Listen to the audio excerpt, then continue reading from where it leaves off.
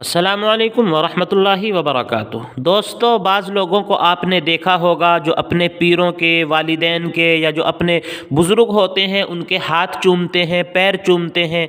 क्या इसका शरीयत के अंदर कोई सबूत मिलता है या नहीं? क्या ये अमल जायज़ है या नहीं? आइए जानते हैं इसके बारे में उलमा इकराम फतावा के अंदर क्या लिखते हैं। फतवा सुनाने से पहले आपसे दरख्वास्त है कि अगर आप हमारे चैनल पर नए हैं तो चैनल को सब्सक्राइब कर दें, वीडियो को लाइक कर दें और वीडियो लोगों तक शेयर करें। फतावा कासमिया के अंदर इसका जवाब ये लिखा है कि वालिदैन, मशाइख, बुजुर्गों और उस्ताद की कदम बोसी और दस्त बोसी यानी पैरों को चूमना और हाथों को चूमना जायज़ है, मगर इसमें इस बात का ख्याल रखना चाहिए कि कदम चूमते वक्त सजदे की शक्ल इख्तियार न की जाए। यानी ऐसा ना हो कि कदम चूमते हुए कोई समझे कि आप सजदा कर रहे हैं या पेशानी ज़मीन पर रख रहे हैं। ऐसी शक्ल इख्तियार करने से बचा जाए।